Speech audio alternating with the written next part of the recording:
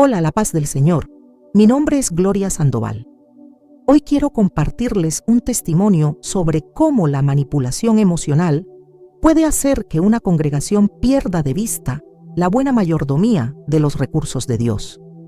Lo que viví me enseñó que el amor verdadero no es complicidad con la irresponsabilidad y que a veces decir la verdad es el acto de caridad más difícil que podemos hacer.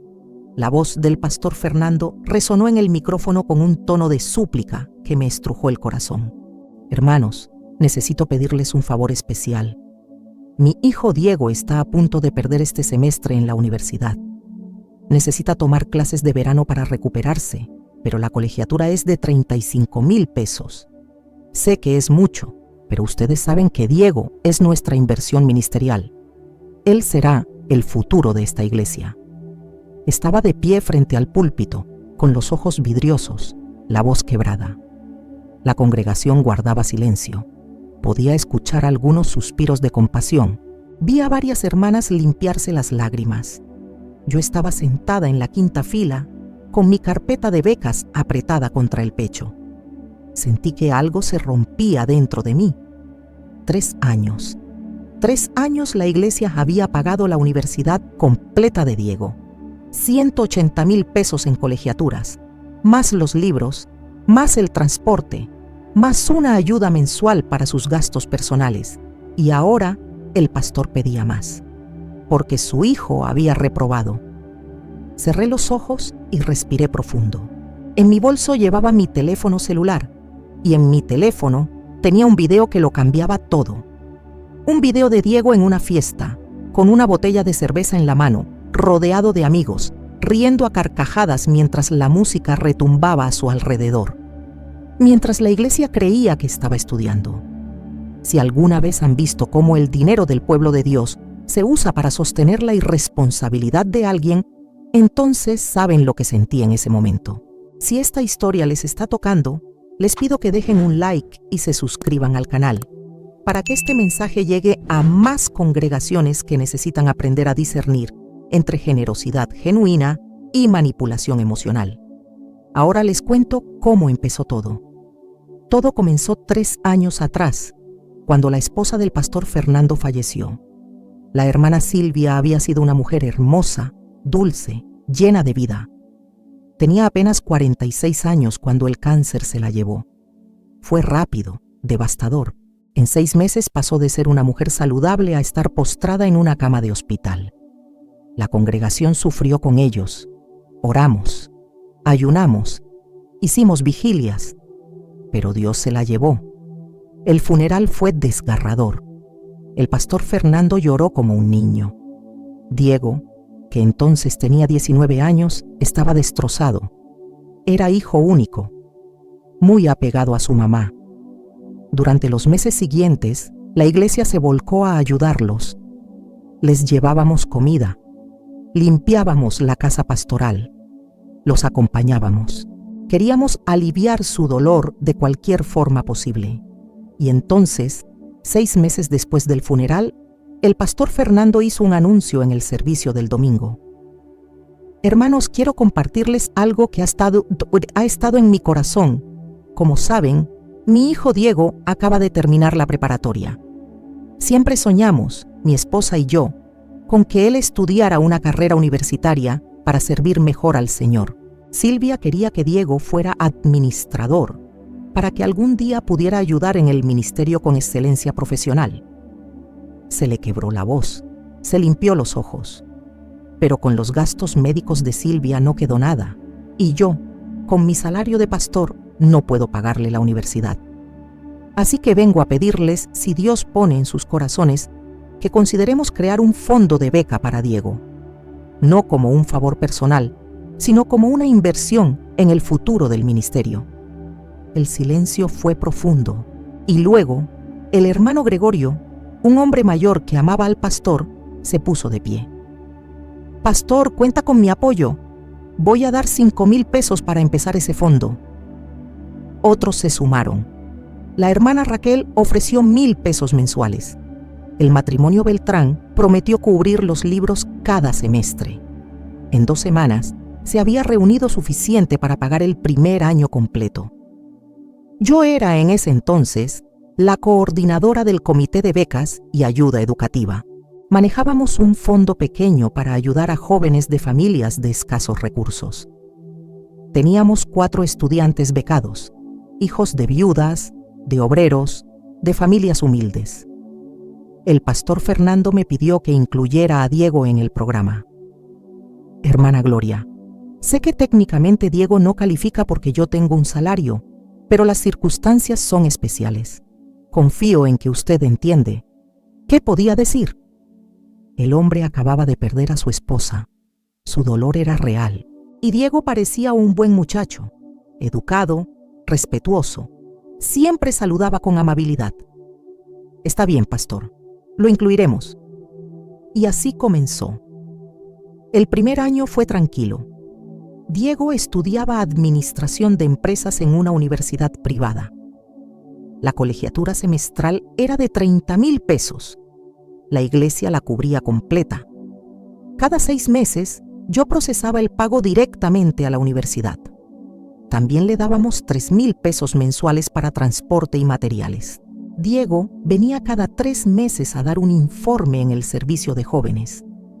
Hablaba de sus clases, de lo que estaba aprendiendo, de cómo quería servir a Dios con su carrera. Los jóvenes lo admiraban. Los adultos se sentían orgullosos. El segundo año también pasó sin problemas aparentes. Diego seguía sonriente, seguía dando las gracias, seguía prometiendo que no defraudaría a la iglesia. Pero en el tercer año algo cambió.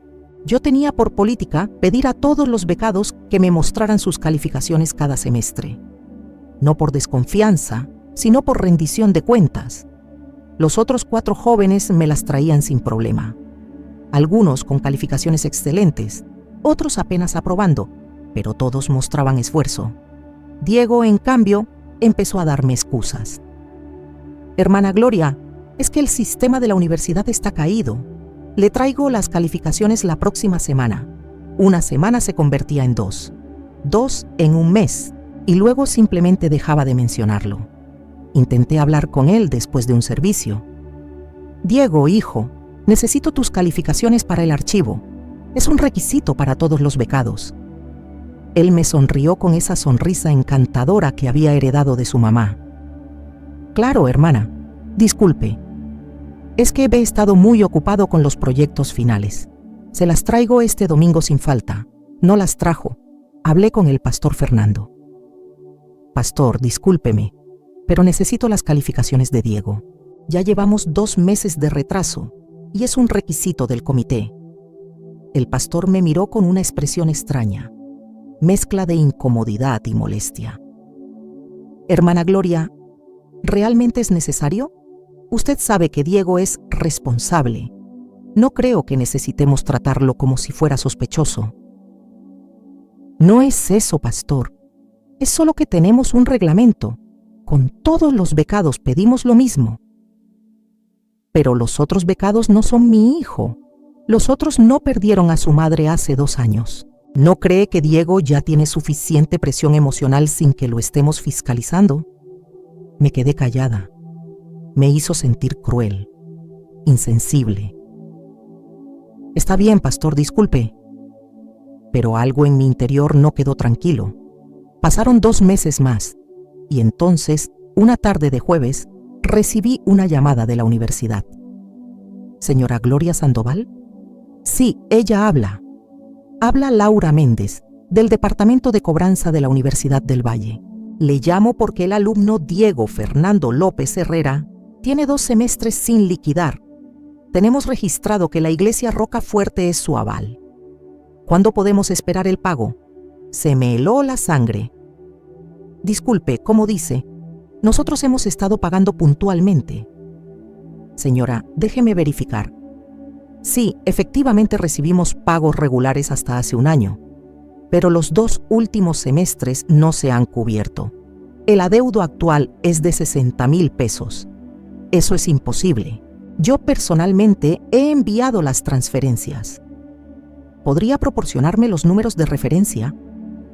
Busqué en mis archivos, le di los datos. Escuché cómo tecleaba en su computadora. Señora, estos pagos nunca llegaron a nuestra cuenta. ¿A qué número de cuenta fueron enviados? Le di el número. Ese no es el número de cuenta de la universidad. El corazón me dio un vuelco. ¿Cómo? La cuenta de la universidad termina en Portuguesecientos21. La que usted me dio termina en 8935. Colgué temblando. Revisé todos los documentos y ahí estaba. 6 meses atrás, Diego me había enviado un correo electrónico diciendo que la universidad había cambiado de cuenta bancaria y me pedía que actualizara los datos para las transferencias. Yo, confiada, actualicé la información. Y durante 6 meses había estado depositando 30,000 pesos cada semestre en una cuenta que no era de la universidad. ¿En la cuenta de quién? Investigué. Pedí ayuda a un hermano que trabajaba en un banco. Con discreción me ayudó a rastrear. La cuenta era de Diego. Diego había falsificado un correo electrónico haciéndose pasar por la administración de la universidad. Había desviado 120,000 pesos del fondo de becas a su cuenta personal. Y la universidad nunca había recibido el dinero. Me senté en mi sala, con los documentos esparcidos en la mesa, y lloré. No lloré por el dinero. Lloré por la traición, por la manipulación, por el cinismo de un joven que había visto a viudas dar sus últimos pesos para su educación y las había robado. Oré esa noche como nunca antes. Señor, ¿qué hago?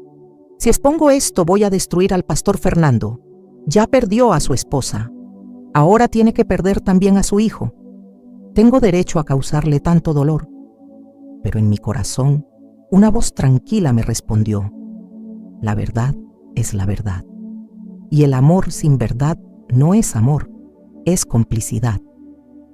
Decidí hablar primero con Diego. Lo cité en la oficina de la iglesia un martes por la tarde.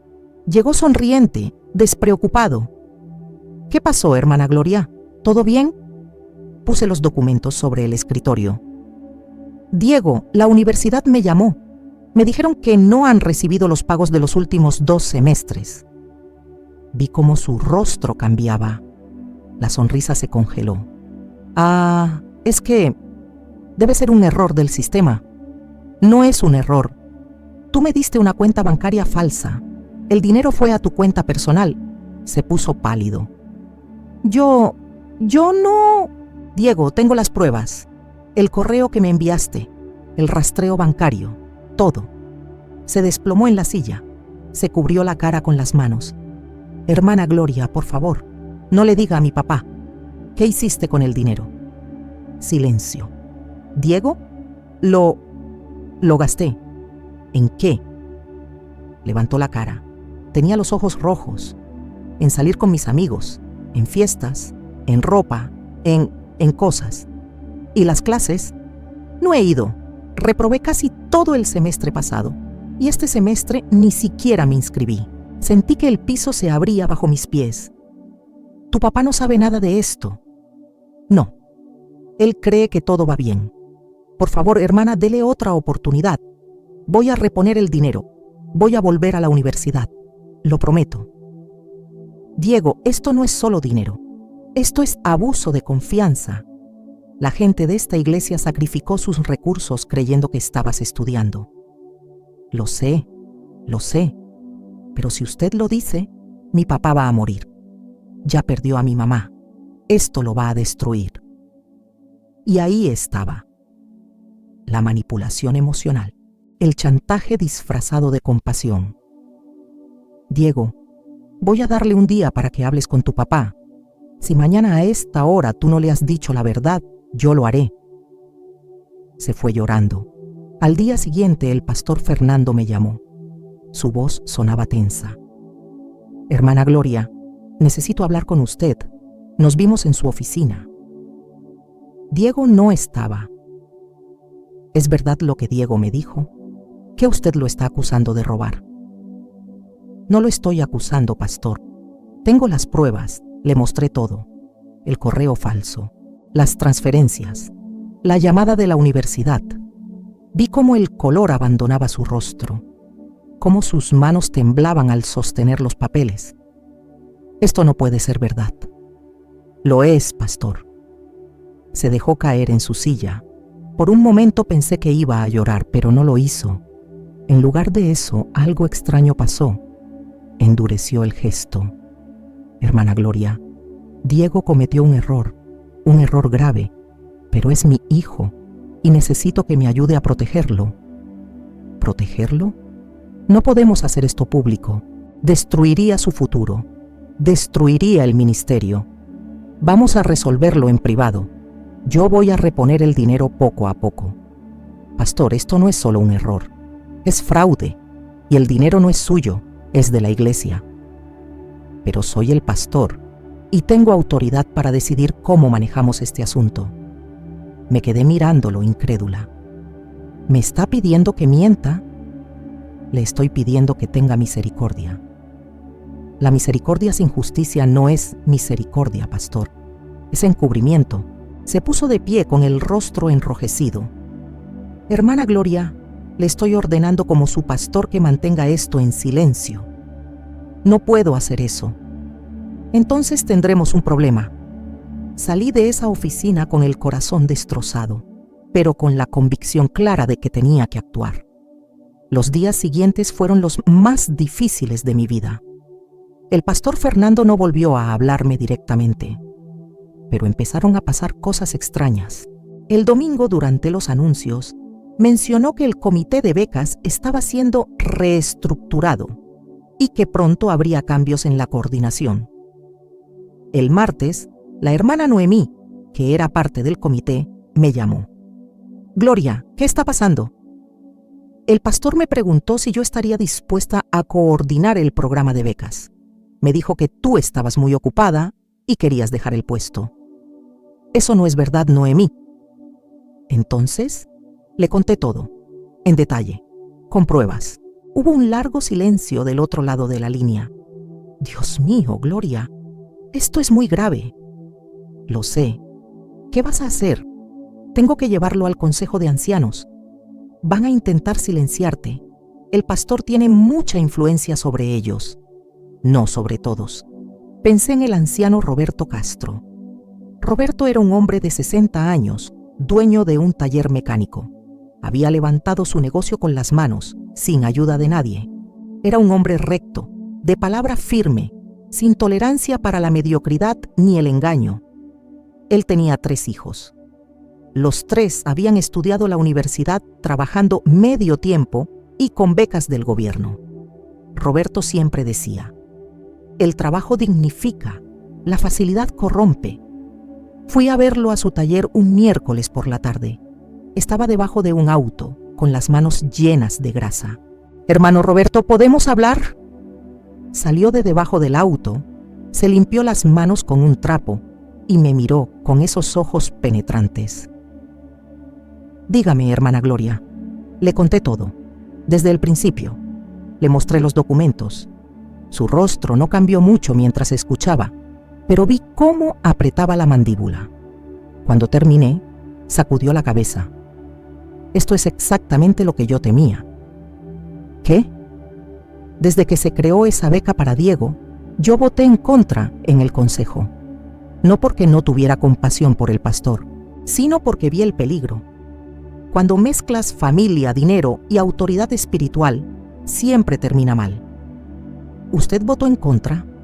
Sí, pero los otros 4 ancianos votaron a favor. Me hicieron sentir como un insensible. Dijeron que yo no tenía corazón. ¿Y ahora? Ahora tengo pruebas de que mi discernimiento era correcto.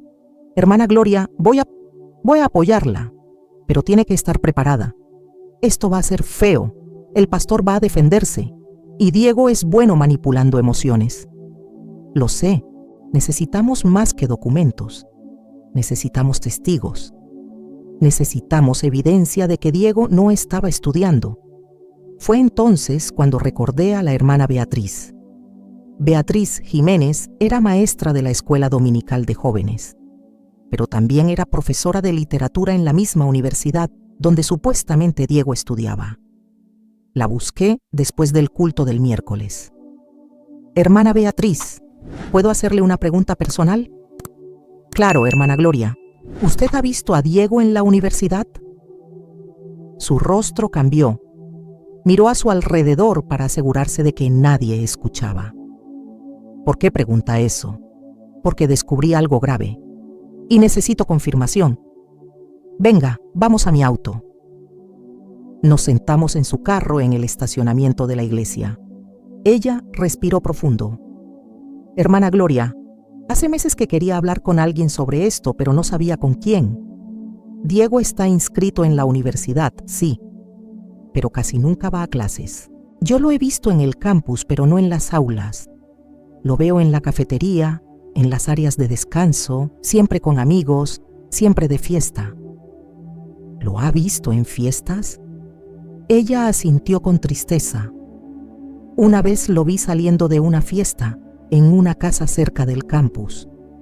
Era un viernes por la noche. Iba con varios amigos, todos obviamente tomados. Diego llevaba una botella de cerveza en la mano. ¿Está segura? Completamente. Incluso me vio. Hizo como que no me reconocía. ¿Por qué no dijo nada? Porque tenía miedo. Es el hijo del pastor. ¿Quién me iba a creer? Y si lo decía, iban a pensar que estaba chismeando, que estaba juzgando. Además, pensé que tal vez era solo un momento de debilidad, que tal vez era mi error juzgar por una sola vez. ¿Fue solo una vez? No, lo he visto varias veces. Hermana Gloria, ese muchacho no está estudiando. Está desperdiciando el dinero de la iglesia. Beatriz, necesito que sea testigo de esto ante el Consejo de Ancianos. ¿Estaría dispuesta? Vi el miedo en sus ojos. Van a atacarme. Van a decir que soy chismosa, que estoy difamando. Pero usted está diciendo la verdad. La verdad no siempre es bien recibida, hermana. Lo sé, pero si no la decimos, seguiremos siendo cómplices. Ella cerró los ojos, oró en silencio, luego asintió. Está bien, voy a testificar. Mientras tanto, algo más estaba sucediendo. El hermano Eduardo Moreno, el líder de jóvenes, vino a buscarme un sábado por la mañana. Eduardo tenía 35 años, era diseñador gráfico, un joven brillante y comprometido con la verdad. Hermana Gloria, ¿puedo mostrarle algo? Sacó su laptop, abrió una red social. Mire esto, era el perfil de Diego. Fotos tras fotos de fiestas. Diego con amigos en bares. Diego en reuniones con botellas de alcohol. Diego en la playa. Diego en conciertos. Todas fechadas en los últimos 2 años. Eduardo, ¿cómo conseguiste esto? Su perfil es público. Cualquiera puede verlo. Pero es más que eso. Mire los videos. Abrió uno. Era Diego en una fiesta, bailando, gritando, con una cerveza en la mano. La música era ensordecedora. Alguien gritaba en el fondo: «Diego, eres el rey de la fiesta». Había decenas de videos. ¿Puedes descargar todo esto? Ya lo hice y lo edité en un compilado. 5 minutos de evidencia clara de que Diego no está viviendo como dice que vive. Eduardo, ¿por qué hiciste esto? Porque hace un mes, Diego vino a dar una charla motivacional a los jóvenes de la iglesia. Les dijo que la clave del éxito es el sacrificio y la disciplina. Y yo, que sigo sus redes sociales, me di cuenta de la hipocresía. Quise decir algo, pero me dijeron que me callara, que respetara al hijo del pastor. Así que guardé la evidencia, esperando el momento correcto. Este es el momento correcto. Convocamos una reunión secreta. Roberto, Beatriz, Eduardo, Noemí y yo. Nos reunimos en casa de Roberto un domingo por la tarde. Revisamos toda la evidencia, los documentos, los testimonios, los videos. Esto es sólido, dijo Roberto, pero necesitamos llevarlo al consejo completo y hacerlo oficial. El pastor va a tratar de bloquearlo, dije. No puede. Según nuestros estatutos, cualquier anciano puede convocar una reunión extraordinaria del consejo si hay acusaciones graves de mal manejo de fondos. Yo voy a convocar la reunión, y ustedes van a presentar la evidencia. Pero antes de que pudiéramos hacerlo, el pastor Fernando se adelantó. El domingo siguiente, subió al púlpito con Diego a su lado. Hermanos, quiero compartirles algo con transparencia. Mi hijo Diego ha tenido dificultades en la universidad. Ha reprobado algunas materias. Como padre me duele, pero también sé que Dios no ha terminado con él. Por eso vengo a pedirles una última oportunidad. Diego necesita tomar cursos de verano para regularizarse. Son 35,000 pesos. Sé que es mucho, pero creo que vale la pena invertir una vez más en él. La congregación murmuraba, algunos con compasión, otros con duda. Yo estaba sentada en mi banca con el teléfono en la mano, y entonces Roberto se puso de pie.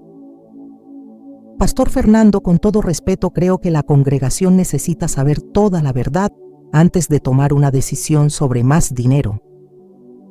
El pastor lo miró con sorpresa. ¿Qué quiere decir, hermano Roberto?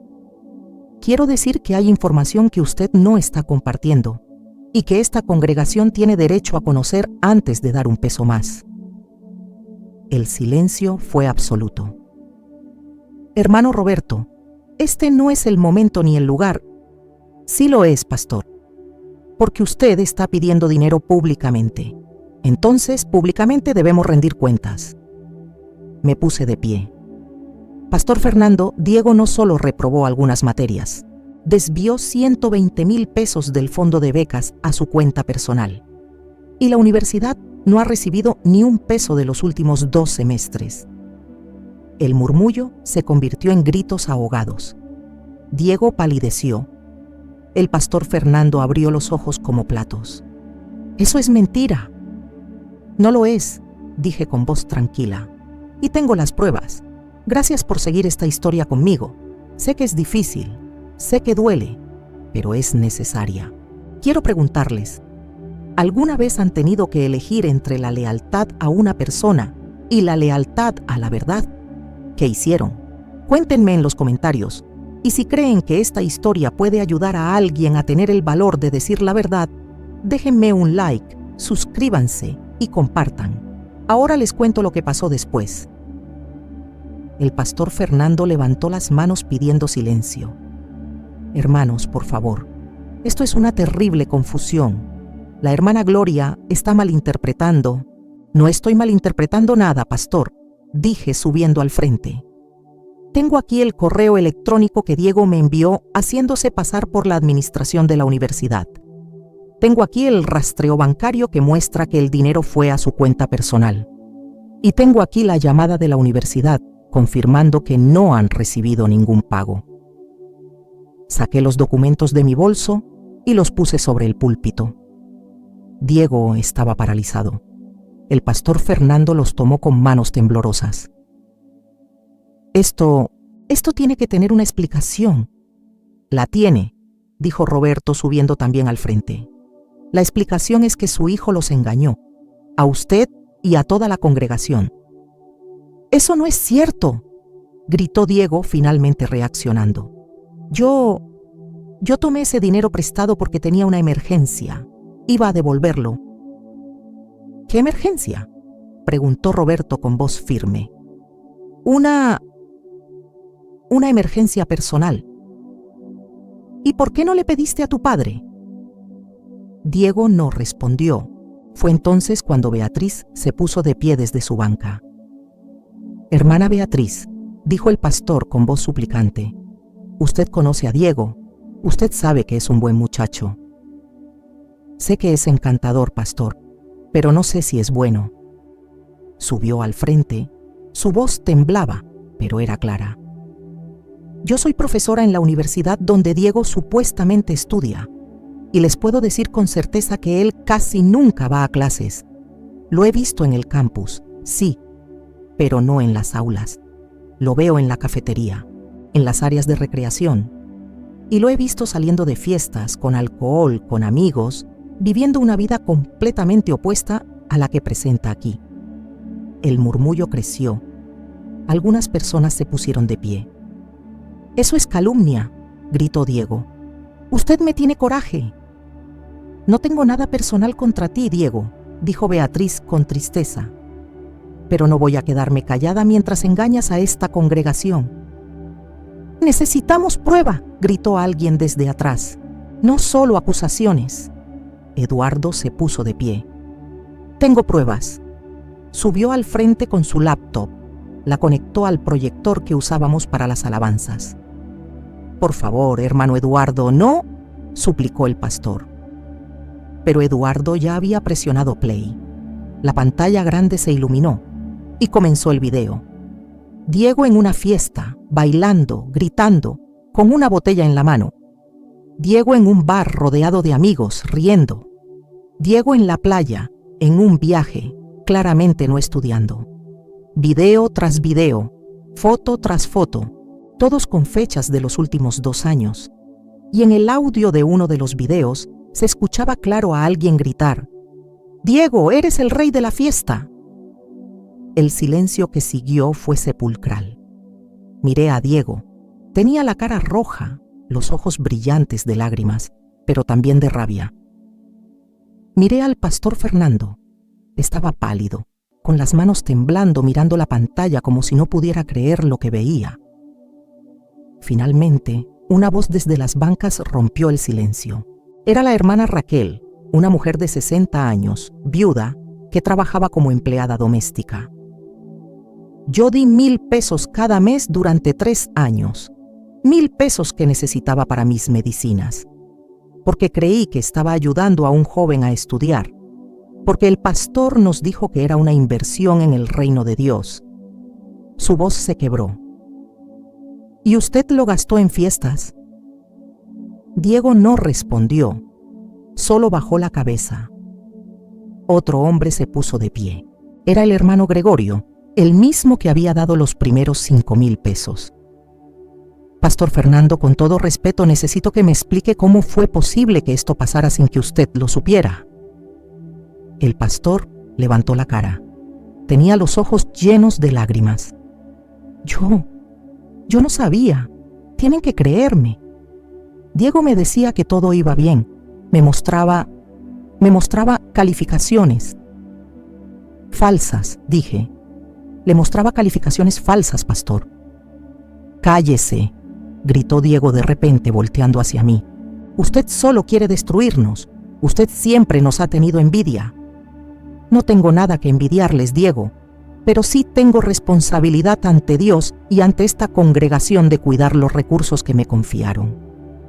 Ustedes son unos fariseos, juzgando, acusando sin misericordia. Roberto dio un paso adelante.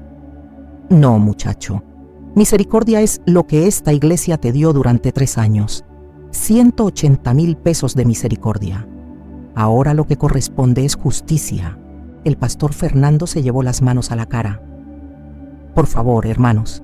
Sí, mi hijo cometió un error terrible. Pero no podemos manejar esto en privado. No podemos... No, pastor, dijo Roberto con firmeza. Usted pidió el dinero en público. Ahora la rendición de cuentas también será en público. Uno de los otros ancianos, el hermano Julián, se puso de pie. Hermano Roberto, esto es demasiado. Necesitamos llevar este asunto al consejo, no exponerlo así. El consejo se reunirá, dijo Roberto, pero la congregación tiene derecho a saber qué pasó con su dinero. Se volvió hacia la congregación. Hermanos, lo que voy a proponer es lo siguiente. Primero, que Diego devuelva cada peso que desvió, 120,000 pesos.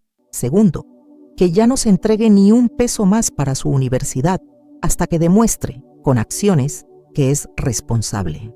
Y tercero, que el pastor Fernando se tome un tiempo de licencia para reflexionar sobre su falta de supervisión y su intento de encubrir esto. Hubo gritos de aprobación, pero también de protesta. Eso es demasiado duro. El pastor ya ha sufrido suficiente. Tienen que tener compasión.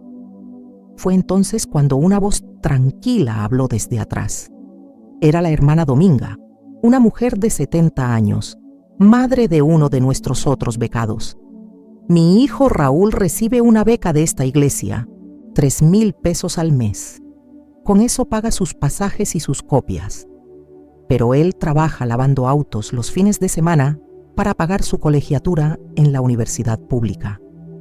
Llega a casa con las manos agrietadas, cansado, pero con sus calificaciones impecables. Se le quebró la voz. Y ustedes le dieron a Diego todo, y él lo desperdició. Y ahora me dicen que debemos tener compasión. ¿Dónde está la compasión para los que sí se sacrifican? Para los que sí son responsables. El silencio fue absoluto. El pastor Fernando se cubrió el rostro y comenzó a llorar. Diego se dio la vuelta y salió corriendo del templo. Nadie lo detuvo. Roberto miró al resto del Consejo de Ancianos.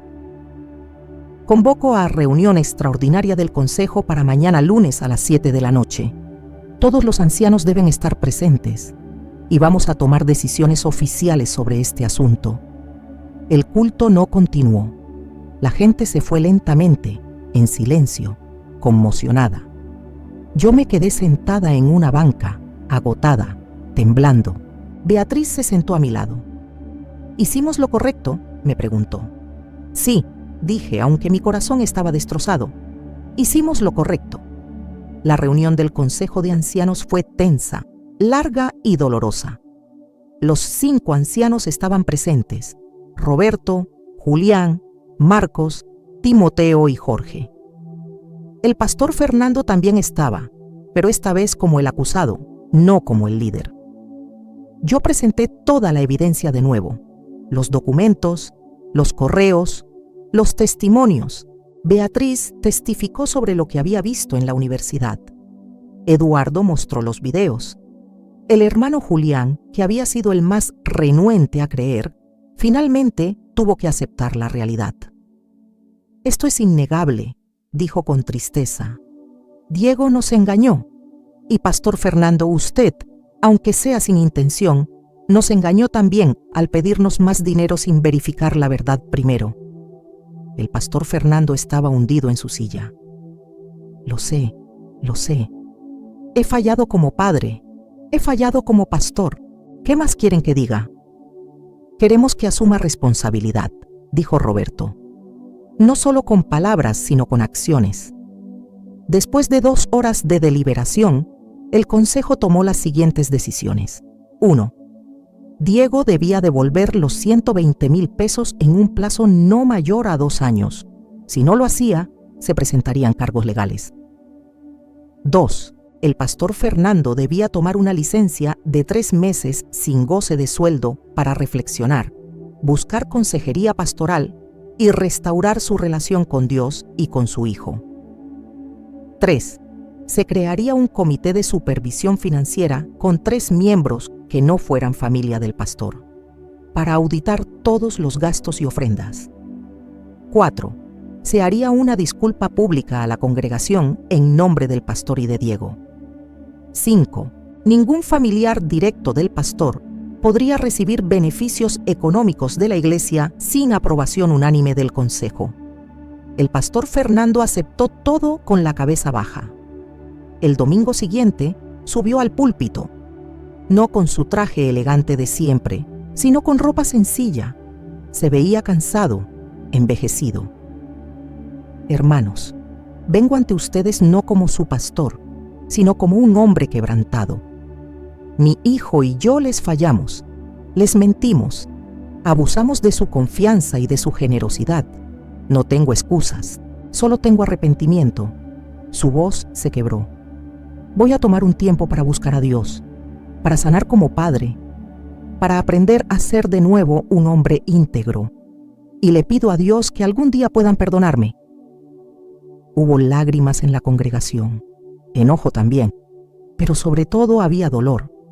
Diego no estaba presente, había dejado la iglesia. Según supe después, consiguió un trabajo en una tienda de celulares y comenzó a pagar en abonos mensuales. Los 3 meses de licencia del pastor fueron difíciles para la iglesia. Hubo familias que se fueron, diciendo que habíamos sido demasiado duros. Hubo otras que se quedaron, diciendo que finalmente habíamos hecho lo correcto. Durante ese tiempo, Roberto dirigió los servicios junto con otros ancianos. Trajeron predicadores invitados. Hicieron estudios bíblicos sobre mayordomía, sobre rendición de cuentas, sobre la diferencia entre misericordia y complicidad. Y algo hermoso comenzó a suceder. La iglesia empezó a sanar.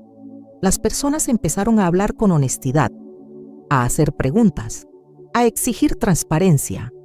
El Comité de Supervisión Financiera publicó cada mes un reporte detallado de ingresos y gastos. Todo estaba disponible para cualquier miembro que quisiera verlo. El programa de becas continuó, pero con reglas más estrictas. Los becados debían presentar calificaciones cada semestre, debían hacer servicio comunitario, debían rendir cuentas, y los 4 jóvenes que teníamos becados respondieron hermosamente. Raúl, el hijo de la hermana Dominga, se graduó con honores, consiguió un buen trabajo, y lo primero que hizo fue dar una ofrenda de agradecimiento a la iglesia. Cuando pasaron los 3 meses, el pastor Fernando regresó, pero regresó cambiado, más humilde, más quebrantado, más transparente. En su primer sermón de regreso, habló sobre el orgullo, sobre cómo el orgullo lo había cegado, sobre cómo había puesto a su hijo por encima de la verdad. Hermanos, aprendí que el amor verdadero no protege el pecado.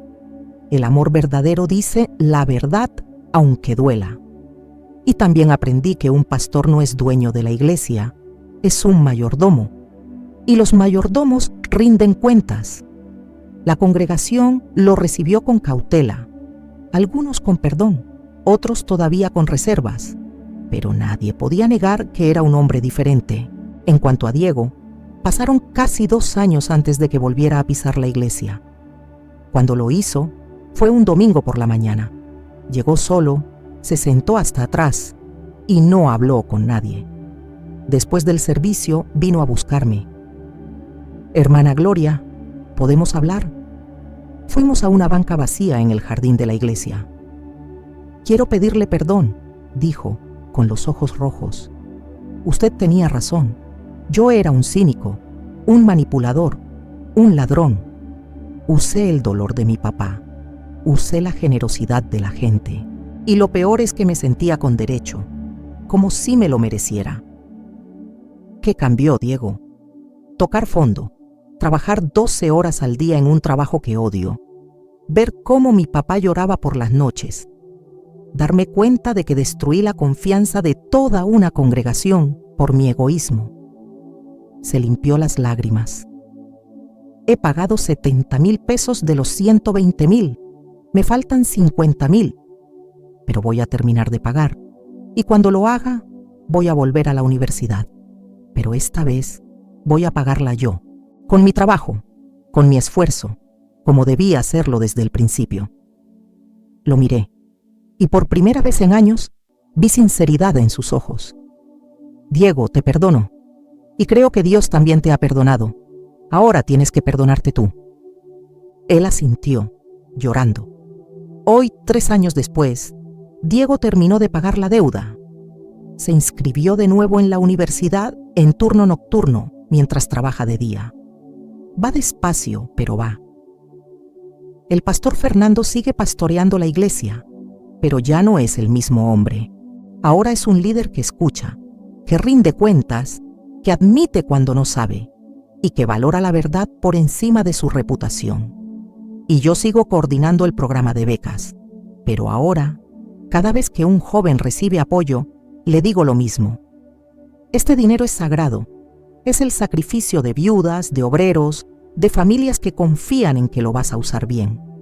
No lo desperdicies, no traiciones esa confianza, porque el día que lo hagas, habrá alguien que te va a pedir cuentas. Y hasta ahora, ninguno ha fallado, porque aprendieron la lección que Diego tuvo que aprender por las malas, que la generosidad de Dios no es una invitación al abuso, es una invitación a la responsabilidad. Hermanos, esta historia me enseñó algo que quiero compartir con ustedes. La verdadera misericordia no encubre el pecado, lo confronta. La Biblia dice en Efesios 5:11, «Y no participéis en las obras infructuosas de las tinieblas, sino más bien reprendedlas». Muchas veces confundimos el amor con la complicidad. Pensamos que ser buenos cristianos significa nunca decir nada, nunca confrontar, siempre tener compasión. Pero la compasión sin verdad no salva a nadie, solo perpetúa el daño. Quiero orar por ustedes. Si en su iglesia están viendo mal manejo de recursos, si están viendo favoritismos, si están viendo abuso de autoridad, no se queden callados. Oren, busquen consejo, actúen con sabiduría, pero actúen. Porque el silencio hace tanto daño como el pecado mismo. Ahora quiero preguntarles, ¿alguna vez han tenido que confrontar a alguien que amaban por causa de la verdad? ¿Qué fue lo que Dios les enseñó en ese proceso? Cuéntenme en los comentarios. Sus testimonios pueden darle valor a alguien que hoy necesita tomar una decisión difícil. Y si esta historia les tocó el corazón, si sienten que alguien más necesita escucharla, regálenme un like, suscríbanse al canal y compartan este video, porque juntos podemos ayudar a que más iglesias caminen en integridad y transparencia. Que Dios los bendiga. Nos vemos en el próximo testimonio.